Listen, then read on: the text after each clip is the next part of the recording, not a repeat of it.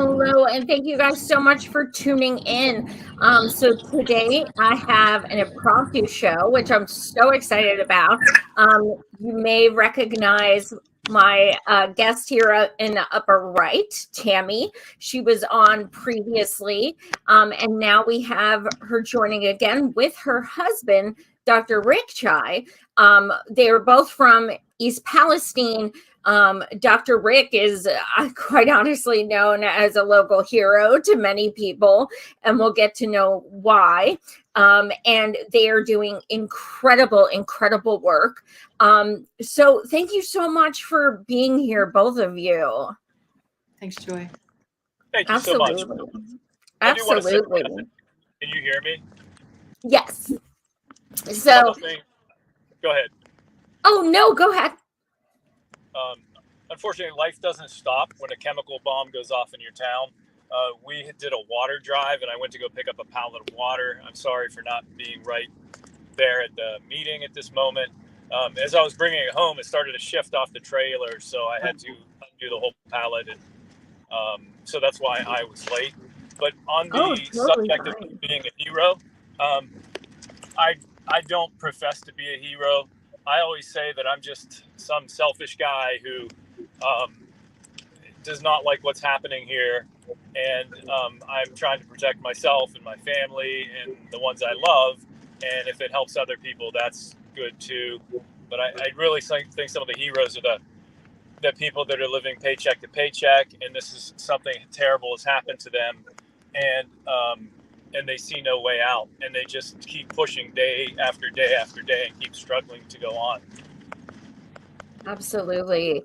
I was telling Tammy I interviewed Jamie Tuesday night after the town hall. What was your impression of the town hall? Rick, if you want to go first. Okay, so the town hall. I was supposed to attend that town hall, but it started at 6, and I thought I might be able to get out of work early, but it didn't happen. Patients kept coming in at the end of the night, so I did not attend that town hall. Although the speaker at that town hall, I did an interview with, and he kind of broke his story before the town hall. That was Scott Smith, the independent tester, who found 9 dioxins at in the creeks near the crash area that are not in a control site. And the dioxins that were similar in both creeks, the control where the plume did not affect, and the streams where the plume hung over, the dioxins that are in both, they're in much higher concentrations in the streams that the plume affected.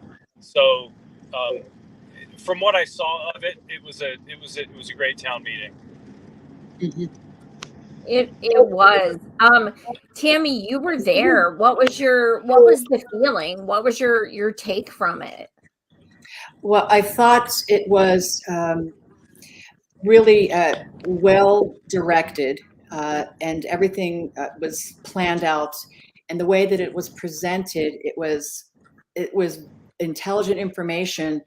And we had 2 EPA reps there taking notes, and I think they probably walked away from this with a lot of good information about people telling their symptoms, what has happened to them. And I know originally some of those town halls at the beginning, people were very angry and upset and were yelling a lot. But this one, people were very composed, and they had the receipts and they had the facts at hand, and that everything was presented in a way and that was really productive. And I'm hoping that the EPA listens and takes these notes from what they've learned, and maybe they can coordinate and work together with Scott, the independent tester. Absolutely. And, one of the things that got me, well, I was choked up quite a number of times, but one of the times that really, really touched me was when their Medicare for All was brought up several times. And, being a Medicare for All organizer and activist, we constantly hear the insane and, statements that, oh, well, red states don't want that and things like that. And that's so not true. So it was so amazing to see that people do want and know they deserve Medicare for all, and they deserve to be taken care of, especially in times like these.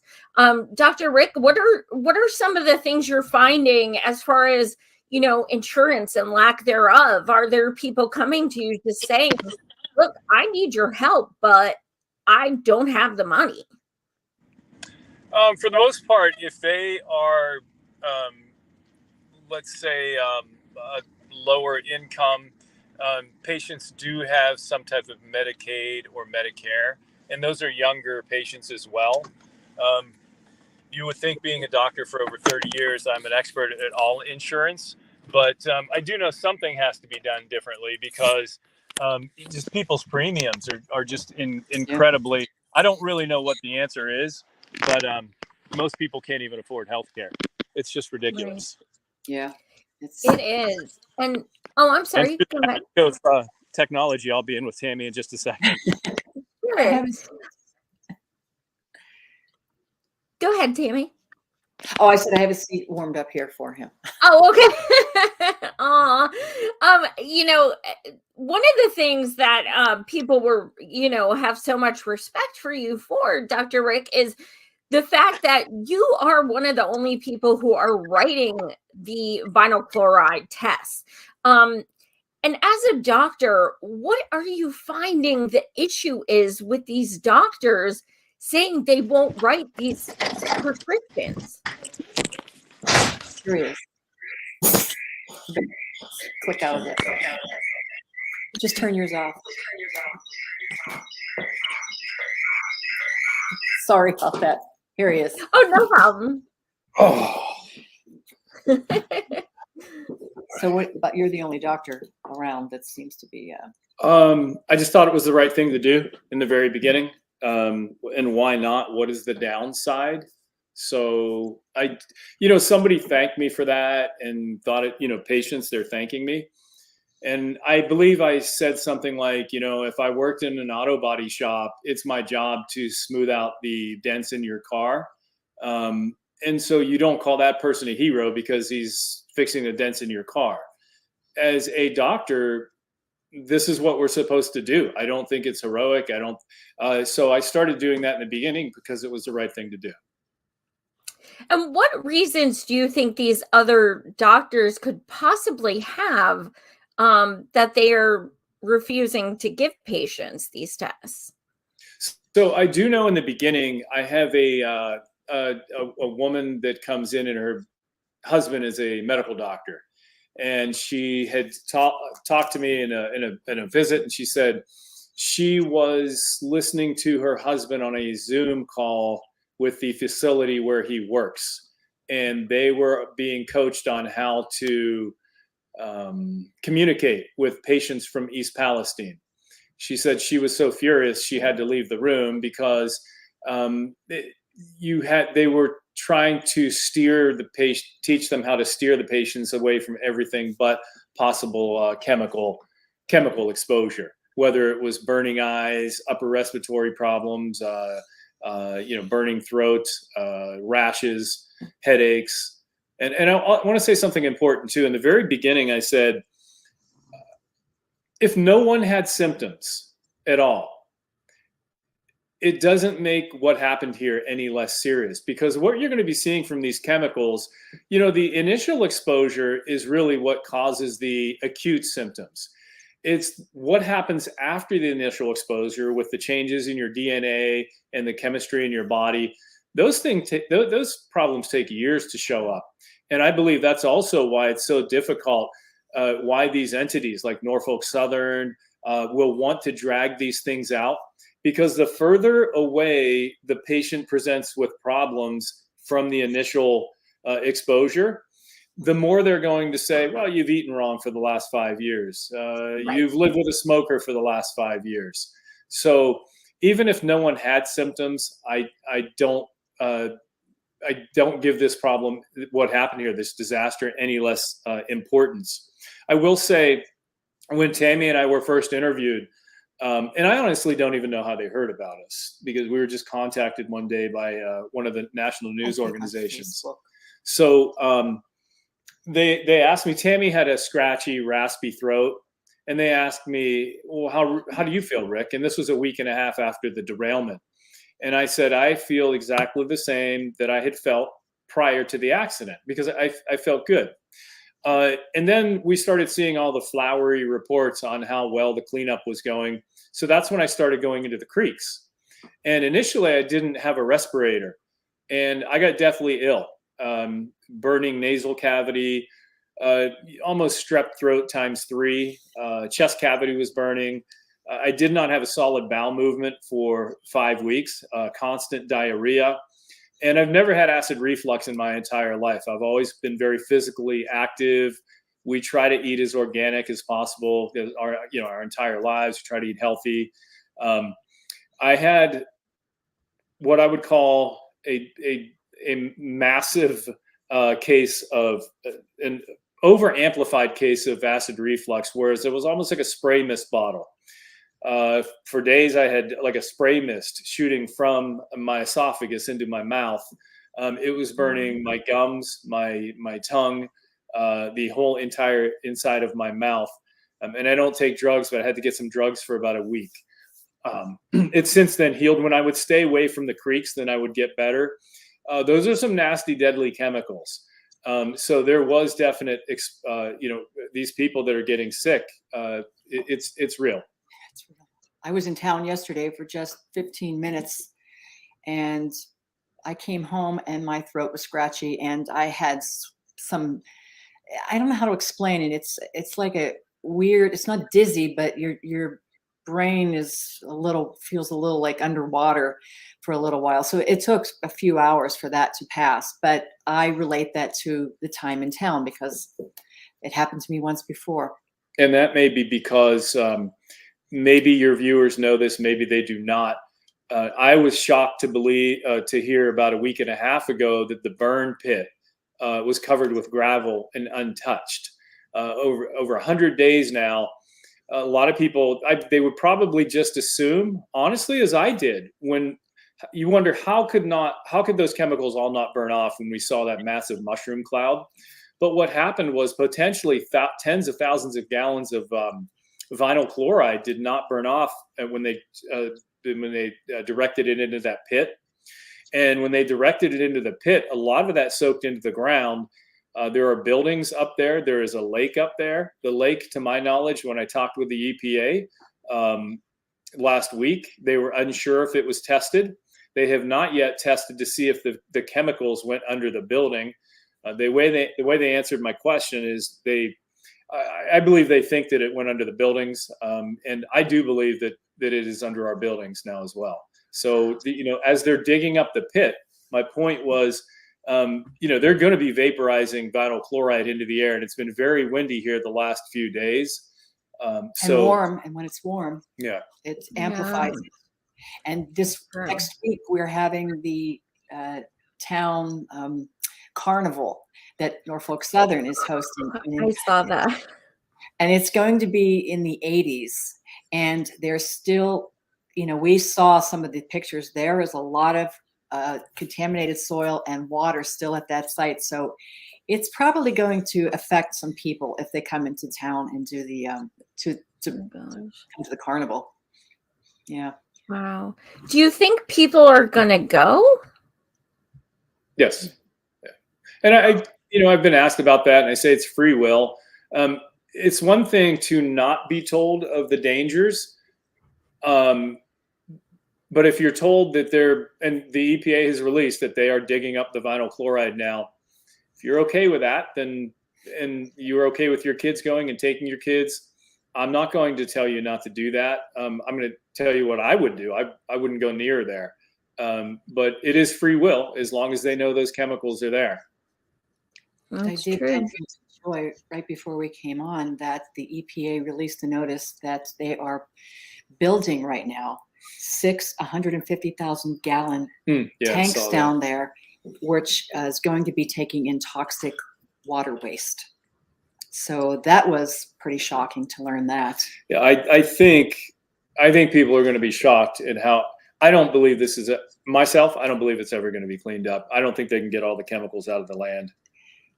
Yeah, because in the New Jersey one in 2012, we were just doing some research on that, and those people had only 23,000 gallons of vinyl chloride spilled, and many people suffered, and a lot of people developed, health issues years later.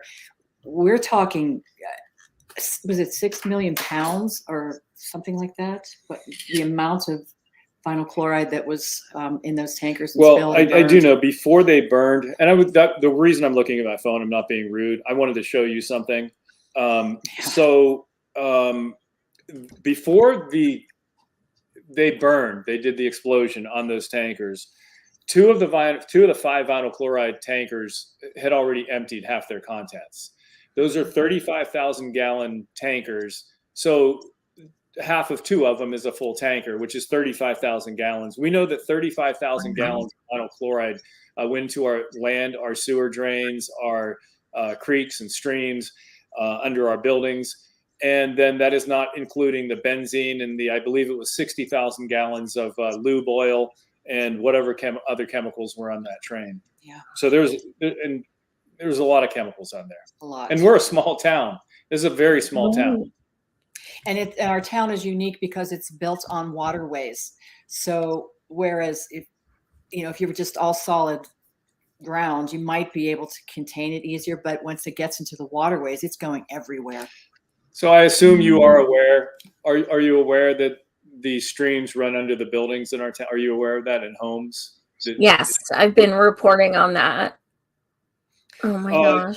Have you seen this? Since Tammy was talking about how she gets a sore throat, and some people, when they go into town, they don't. The EPA is handing this out at their meetings. I don't know if you can see that. This is Dusty, Yes.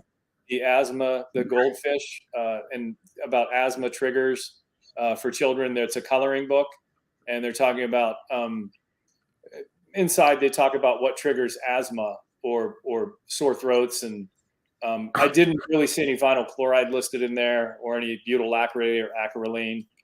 So they missed those, but because there's been a few children that have been hospitalized just this past week with breathing respiratory issues like asthma-like. So, oh my gosh! So they're like making it fun. Come on, guys! It's a coloring book, so it's not that scary. Yeah, I think they're just trying to direct yourself away from thinking that the asthma is caused by anything other than the issues they list. That's not the chemicals in town creating your asthma condition.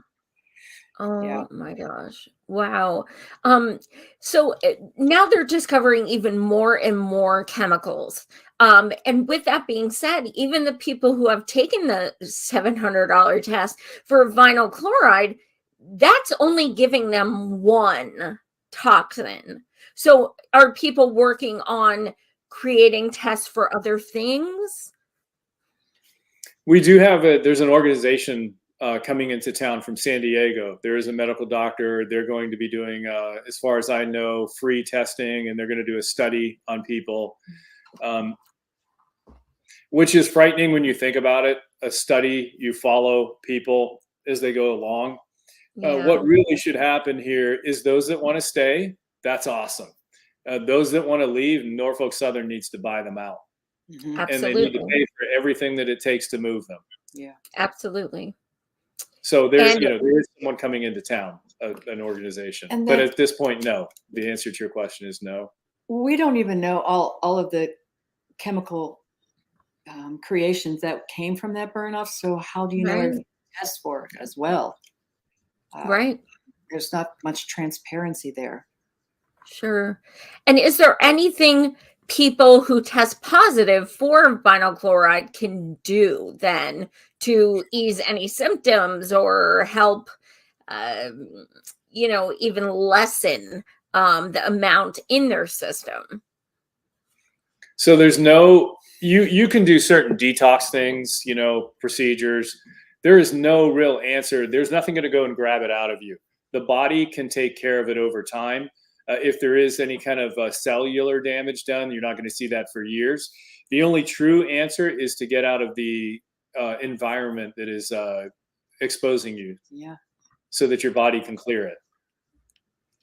And I do want to talk about that because, wow, you guys had me in tears because you gave a wonderful, beautiful person the first $10,000 to get her a new place. And if you guys didn't see it, when Marianne Williamson came, she spoke with this woman, and she just, touched everyone's heart. I mean, she is just a warrior. And so you guys raised money, and you're raising money to help get people out of East Palestine. So can you share why you started that, how people can help, how you chose her as the first one?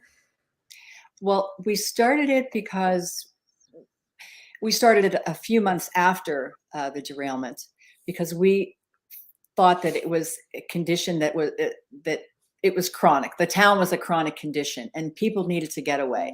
And we know that donations were coming in to our town, and the money was being spent on beautifying the park.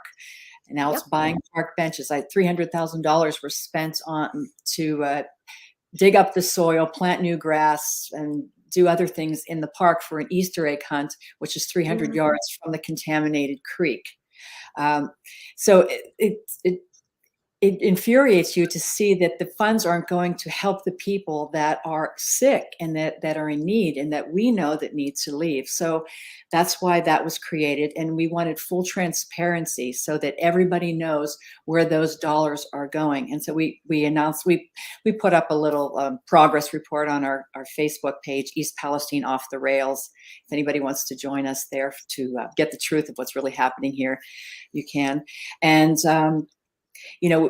we were fortunate enough to finally hit that first mark and be able to give Connie the check for $10,000. And it was wonderful. And that's our GoFundMe and GiveSendGo are both at the same place, East Palestine Off the Rails, either site you can go to and donate. And no donation is too small. We appreciate anything.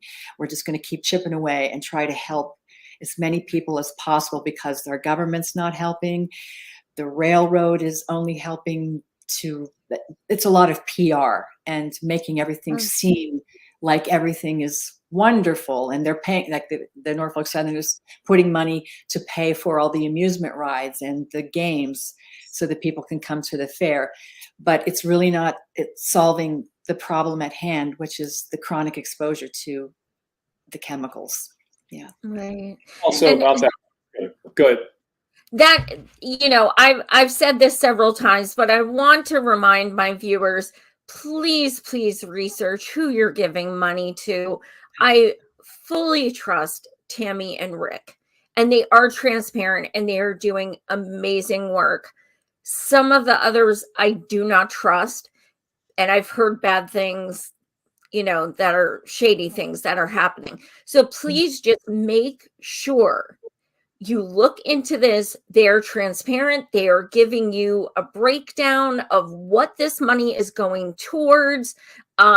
If they don't go on their, sites for a month and then they pop back up looking for money, things like that, please just look into it, because you're donating out of kindness, and that should go to what they're saying is going to go towards. We're also doing a water donation drive, and we're going to have our first giving the water away this weekend. And if you want to donate one case, you want to donate a pallet, please contact me at eastpalestinetammy@gmail.com, and I can give you all the information as far as where to send it. But yes, we're going to need water for a very long time, not just for East Palestine, these surrounding communities where people are on a well water system. It's very important. Yeah. And you were going to say something. Oh yeah. So about that fund, East Palestine initially when after this happened, and continues to still probably. Well, I know it's in the hundreds of thousands, if not, if you add it up, it's a couple million that has been brought here. I don't know of one resident that really has gotten anything directly of that money. People are asking where the money is going.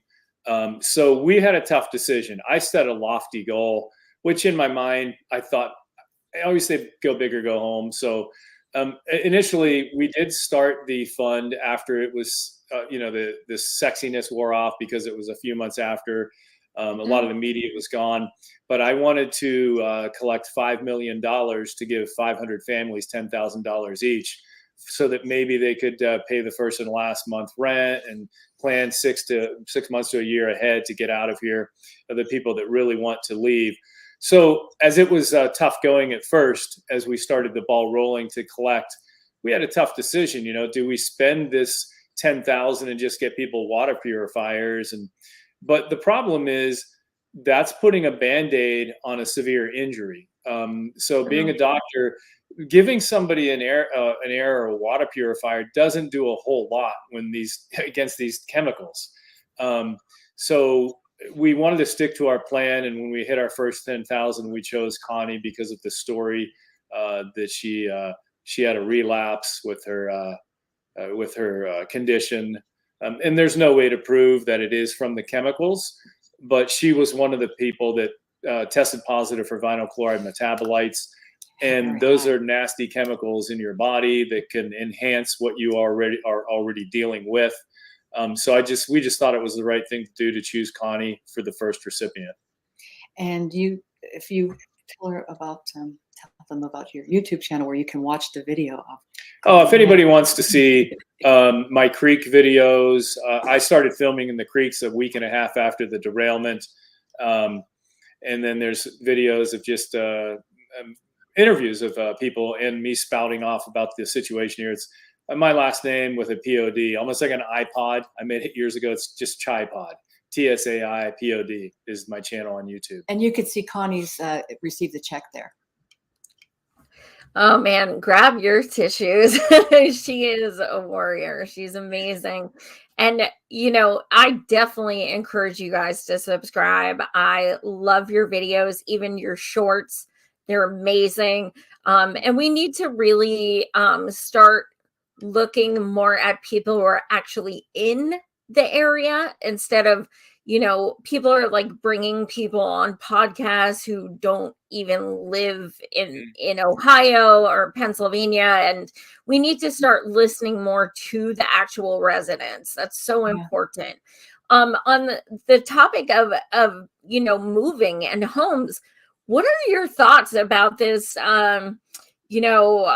so-called compensation by Norfolk Southern? If you sell your house, they will give you like a partial payment up to a year later. And they upped it from 1 mile to 5 miles, which is very interesting. But what's your thought when you first, read that article or heard about that? So I think as long as you are not signing any rights away to sue further, when I say sue, I hate to say that, but a terrible thing has happened here. But so they're saying that if you want to leave and you sell your home, whatever it was worth just before the derailment, if you have to sell it for less than appraised value, pre-derailment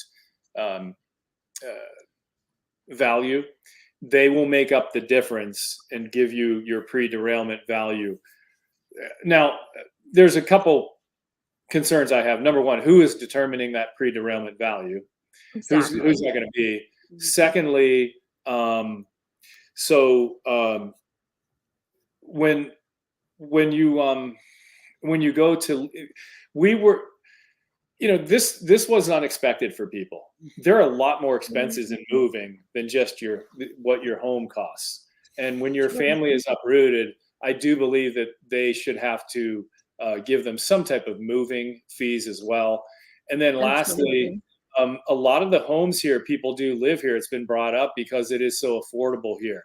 It's going to be very hard for a family to find a similar home in outside of this area for the same price. So on one hand, if they're giving you your home value what it was prior, that's a good thing. It's a horrible thing that it's uprooted people. It's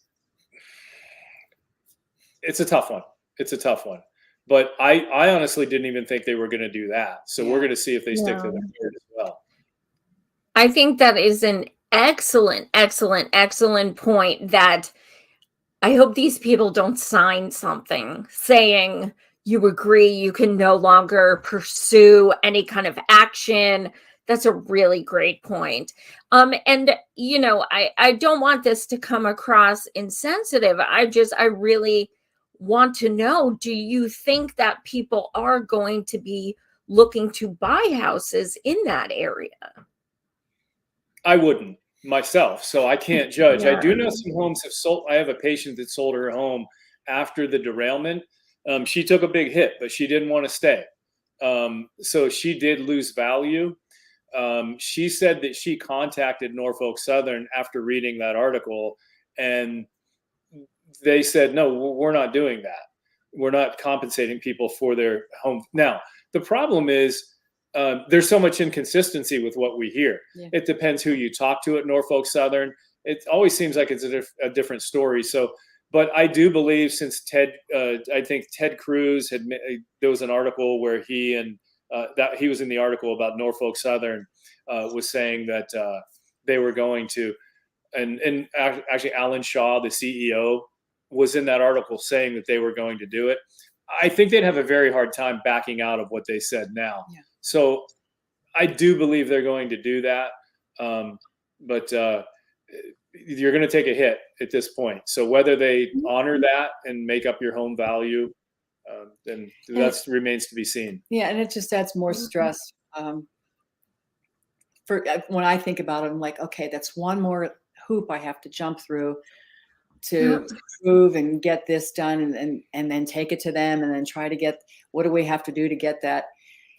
And just the whole thought of moving itself after you live somewhere for, your 30 years. But to answer your question, I don't. Neither of us would buy a home here. Oh, yeah. But to answer your question, well, I was just piggyback off of that. Yeah.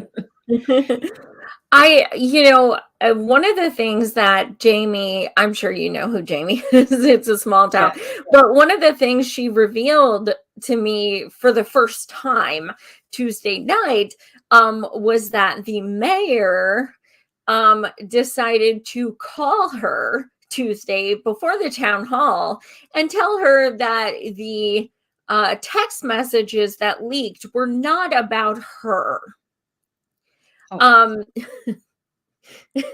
Don't get me started. I went off on Monday's show and just lost it, because she's an amazing person, and that is just disgusting. He started saying it wasn't about her and it was clipped together, and just lied to her on Tuesday, coincidentally before the town hall. What is your response to the way that mayor is doing things like that to skirt responsibility? So I'm not very political at all, but I will say, so I've lived here 30 years. I grew up in the town, there's Negley, and then I grew up in the town next to it, South Beaver. So I've been part of this whole area my entire life. I don't even know the mayor personally. I didn't know he was our mayor. The fire chief was a patient of mine many years ago, and I still treat his extended family members.